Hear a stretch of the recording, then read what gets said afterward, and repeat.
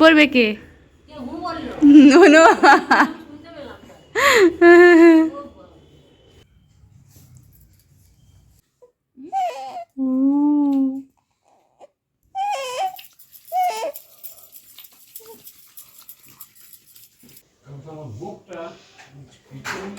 তুমি good morning guys, welcome back to my channel. আশা করি তোমরা সবাই খুব ভালো আছো।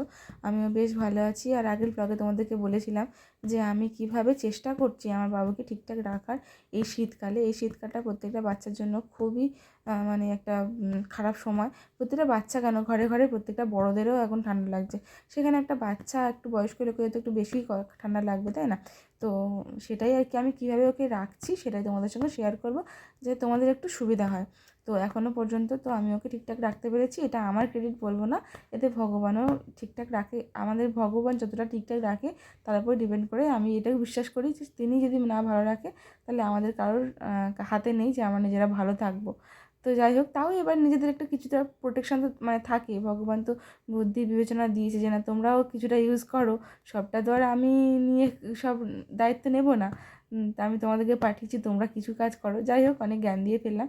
তো চলো, সকাল সকাল দেখে ফেললে যে আমি ওর বাবা, আমি আগে ফ্রেশ হয়ে তারপরে ওদের ঘরে এসেছি, মুছে টুছে খুললাম। ওর বাবা তার আগে ফ্রেশ হয়ে নিয়েছিল, নিয়ে একটু আবার শুয়েছিল। আর আমাদের জানো তো, সোনা বাবা সবসময় এখন মানে পেটের মধ্যে বা বুকের ওপরে ঘুমায়। তোমাদের আগের ভিডিওতে বলেছি ও বুকের ওপর ঘুমাতে ভালোবাসে।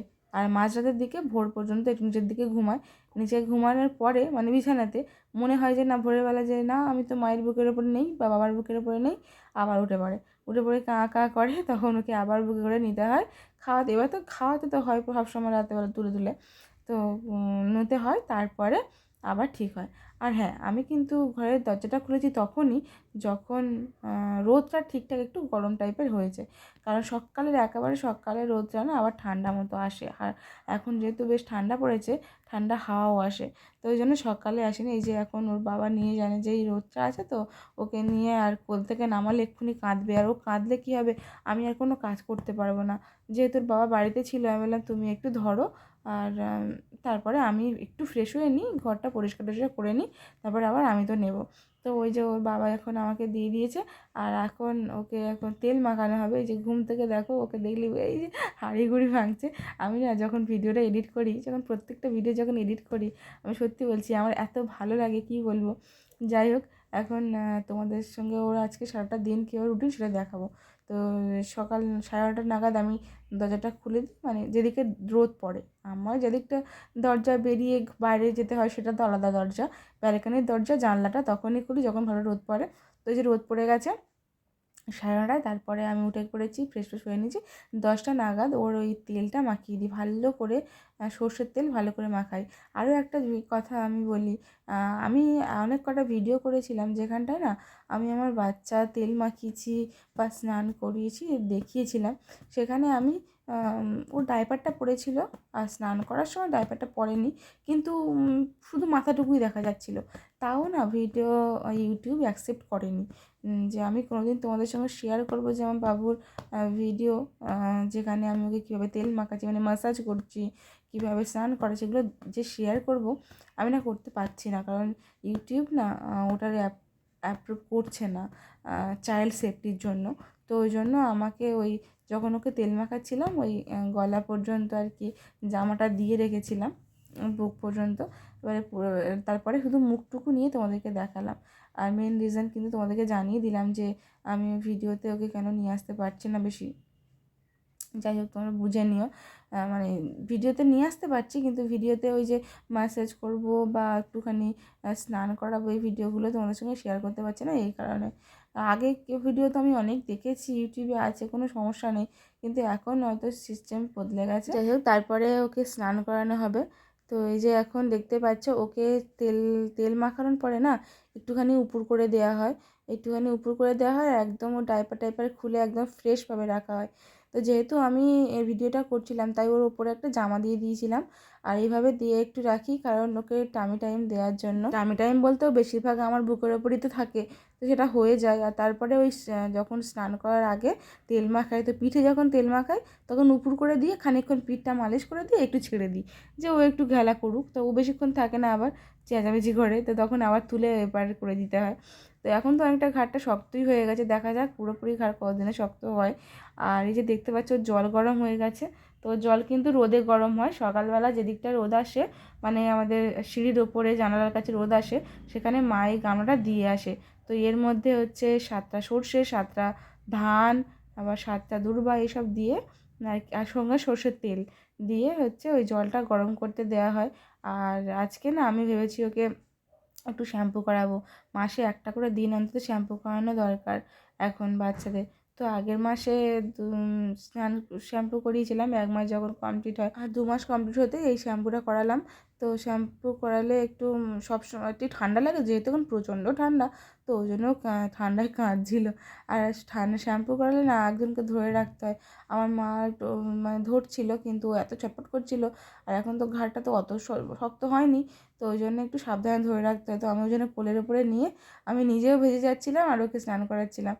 তো যাই হোক, এই যে এখন স্নান করা হয়ে যাচ্ছে, আর ও যেহেতু ওকে স্নানের ভিডিওটা তোমাদের সঙ্গে শেয়ার করব, তাই জন্য আমি ওকে আবার একটা বুকে জামা দিয়ে তারপরে স্নানটা করেছিলাম। হ্যাঁ এই যে তো মাথাটা একটু খুলে দে, রোদ তো।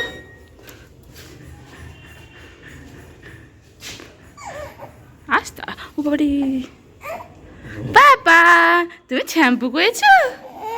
ও বলো, শ্যাম্পু করেছো? টিপ পড়বে কে? নো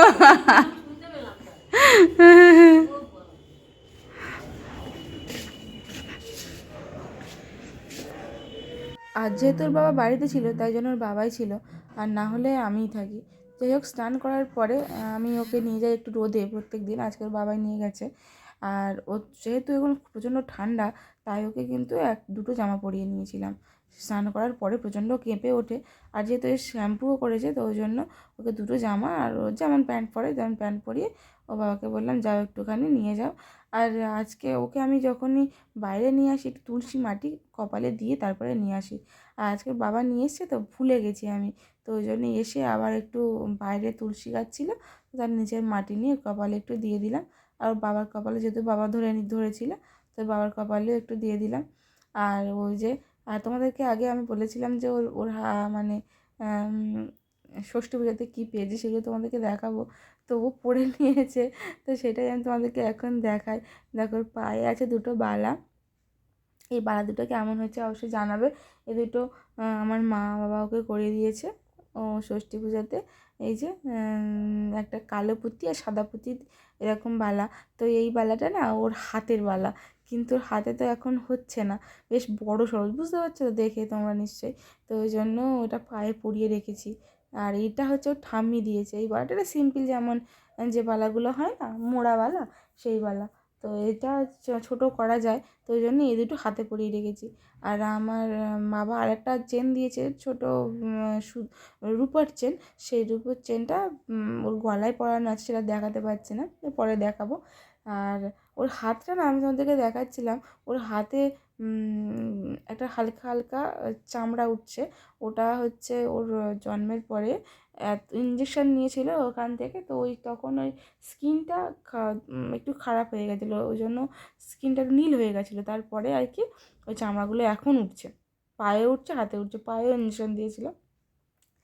আর এদিকে ওর বালিশ যেটা থাকে সেটাও কিন্তু প্রত্যেকদিন রোদে দেওয়া হয়, তো সেটা তোমাদেরকে আমি দেখালাম। বালিশের কভারটা খুলে আর রোদে দিয়ে দিয়েছি, রোদে এবার এপাশ ওপাশ করার পরে তারপরে আবার তুলে নেব। এবার ঘরে নিয়ে চলে আসার পরেও কিছুটা রোদ ঘরে থাকছিল, তো সেই রোদে ওর মধ্যে ও বাইরে আর থাকতে চাইছিল না, তো ওর বাবা নিয়ে চলে এসেছিলো। তো আমি থাকলে অনেকক্ষণ থাকে, বাবা বেশিক্ষণ থাকেনি, তো নিয়ে চলে এসেছিলো, তো ওই জন্য ভাবলাম ঘরেতে দিয়ে দিই। এবারে ঘরে যেহেতু মশারি খোলা ছিল, এখন তো দিনের বেলা ছোটো মশারিতেও থাকছে। আর এখন দুপুরবেলা ওর তো মোটামুটি সব কিছু রেডি হয়ে গেল, তো এইভাবে সারাটা দিন ওকে কাটাই। এবার সন্ধেবেলা এখন তোমাদেরকে দেখালাম, ঘড়িতে তোমরা দেখতে পেলে কি জানি না, এখন কিন্তু বাজে 1টা।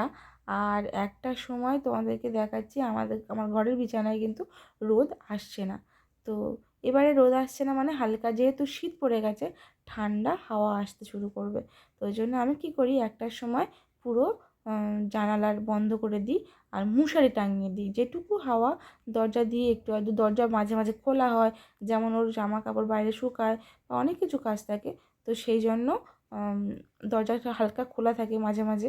তো যাতে সেই হাওয়াটা না আসে, সেই জন্য পুরোপুরি একটার সময় আমি মশারিটা টাঙিয়ে নিই। মশারি টাঙানোর পরে ওকে শুয়ে দিয়েছি। ও আজকে ঘুমাচ্ছিল, অন্যদিনে ঘুমায় না খুব বেশি, আজকে ঘুমাচ্ছিল, বেশ ভালোই হয়েছিল।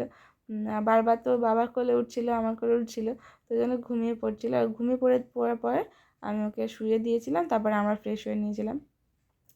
আর এখন বাজে কিন্তু 5টা। তোমাদেরকে আমি টাইমিংটা দেখাবো পরে। ও কাঁদছে, ও কিছুতেই তেল মালিশ করবে না। আর যেহেতু আজকে ও শ্যাম্পু করেছে, তাই আমি একটু ওকে তেলটা মালিশ করে দিলাম আরও একবার। তোমরাও কিন্তু পারলে 2বার তেল মালিশ করবে, খুব ভালোই হবে। জানো তো, অনেকে করে কি রাত্রেবেলা করে তেল মাখিয়ে বাচ্চা ঘুম পাড়ায়, প্রচণ্ড ভালো জিনিস। আমিও মাঝে মাঝে রাত্রে করে তেল মাখিয়ে দিই, মাসাজ করে দিই, ও রাতে করে ঘুমায়। আর বেশিরভাগ কী করি, যখন একটু ঠান্ডা বেশি, যেদিনে ঠান্ডা বেশি পড়ে, যেদিন ঠান্ডা কম পড়ে সেদিনে কিন্তু আমি একবারই তেল মাখাই, সকালবেলা স্নানের আগে তেল মাখাই। আর ও কিন্তু প্রত্যেক দিন স্নান করে না, একদিন ছাড়া একদিন স্নান করে। একদিন ও স্নান করে, একদিন আমার মা এখন আমাকে বলেছে আমাকে একদিন স্নান করতে, সেটাই আমি তোমাদেরকে সঙ্গে শেয়ার করছি। তো আমিও কিন্তু একদিন ছাড়া স্নান করি। আর ও একদিন স্নান করে, যেদিনে স্নান করে সেদিনও 2বার করে তেল মাখি, আর যেদিন স্নান করে না সেদিনও একবার করে তেল মাসাজ হয়। তো যেদিনে স্নান করে, আজকে যেহেতু স্নান করেছে, তো ওই জন্য ওকে ওই 5টা 5:30 নাগাদ একটুখানি তেল মাখিয়ে দিলাম। তো টাইমিংটা তোমাদেরকে আমি দেখাচ্ছি ও তেল মাখানোর পরে। যাই হোক, এই যে দেখতে পাচ্ছি পুরো পায়ে, পুরো সারা শরীরে আমি এখন তেল মাসাজ করে দেবো, পুরো মানে সব পুরো শরীরে আর কি। তো বেশি বেশি মাসাজ করি আমি ওই পায়ের তলা, পাটা, হাতের তলা, হাতটা। আর হাতটা এখন আবার বেশি দিয়ে তেলটা মাসাজ করে আবার হাতটা না মুছে দিই, কারণ ও আবার এখন হাত নিয়ে মুখে দেওয়া শিখেছে, তো ওই জন্য মুছেও দিই। তো আর এবারে বুকে, পিঠে, আর কানের গোড়া, তারপরে একটু রগ, যেটা আমাদের রগ বলে, মানে যেটা কপালের পাশে, তারপরে নাকের কাছে একটু, আর ব্যাস, আর বুকে, এগুলোতে দিই, দিয়ে ভালো করে মাসাজ করে দিই। দিয়ে আমার হাতটা প্রথমে ভালো করে গরম করি, হাতটা করে তারপরে মাসাজ করি। তোমরা আরও একটা ভালো জিনিস করতে পারো, সেটা প্রদীপের আলো তে হাত গরম করে যদি তেল মাসাজ করতে পারো, সেটাও অনেক ভালো। তো সেটাও আমি খুব বেশি সত্যি বলতে করিনি। আর আমি তারপরে ওকে যখন এমনি শোয়াই, তখন না সারাটা দিনের বেলা যখন শোয়াই, তখন ওই নিচে তো কাগজ পাততে হয়, যেহেতু আমি দিনের বেলা ডাইপার ওকে পরাই না, নিচে কাগজ পাততে হয়, তো ওই জন্য নিচে কাগজ পাতি। আর কাগজের উপরে 4টে পাট করে, মানে একটা ধুতি 4টে কেটেছি, আমি 4 পিস করে কেটেছি, বা একটা কাপড় 4টে কাটি, একটা গোটা কাপড়। এবার সেই একটা পাট চার চার চার ভাগে, মানে 4টে ভাঁজ করি, করে তারপরে তার উপরে শোয়াই, বেশ মোটা মতো হয়ে যায়। তারপরে আমি শোয়াই। এবার ওটা করলে কী হয়, শুকাতেও না সুবিধা হয়।